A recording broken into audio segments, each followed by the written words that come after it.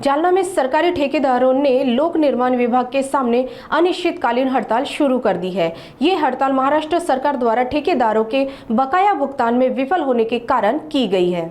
जालना जिले में बकाया भुगतान की राशि 400 करोड़ रुपए से अधिक है, जबकि सिर्फ 16 करोड़ रुपए 7 महीने बाद आवंटित किए गए हैं। 14 फरवरी 2025 को सरकार ने इसे ठेकेदारों में वितरित किया। बकाया राशि तत्काल दी जाए, अन्यथा ये हड़ताल अनिश्चितकालीन तक जारी रहने की चेतावनी दी गई।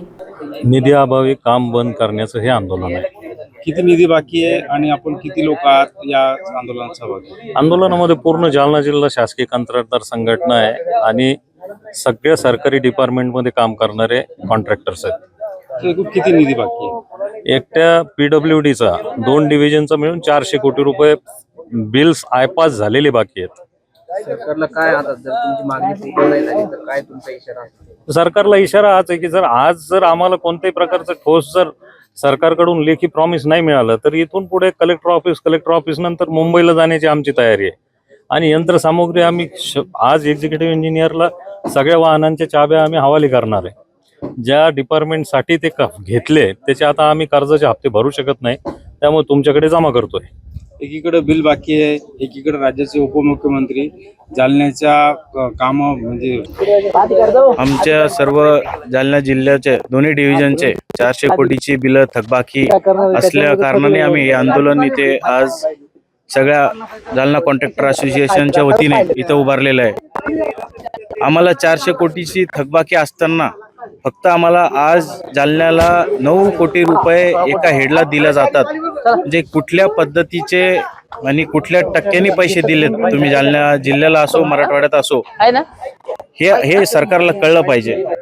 एक प्रकारची म्हणजे हे कॉन्ट्रॅक्टरची जबाबदार कॉन्ट्रॅक्टर असतो त्याची किती थट्टा तुम्ही करता हे सरकारला कळलं पाहिजे। या कारणाने आम्ही इथं आज आंदोलन उपस्थित करतोय आणि आज आम्ही ह्या म्हणजे आंदोलन इथं कंटिन्यू चालू ठेवणार आहे। काय नाही झालं आता 4-5 महिन्यापासून मालकांनी पेमेंट नाही केलेले, कारण मालकाची काही चुकी नाहीये। बिलच वर आलेले नाहीत, काम तर झालेले पण सरकारने बिल दिलेले नाहीत। मालकाला कधी पैसे मागितले तर मालक म्हणतात वरून बिलच आले नाहीत। आता झालं 4 महिन्यापासून पैसे पण पेमेंट पण नाही आलं।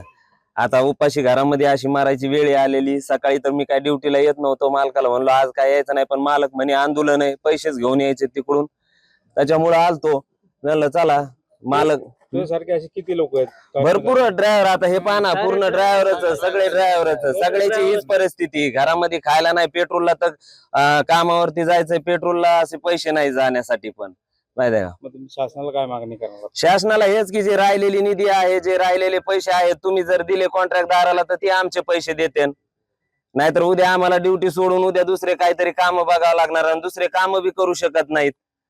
मग ट्रॅक्टर हे तेच भरणं आहे।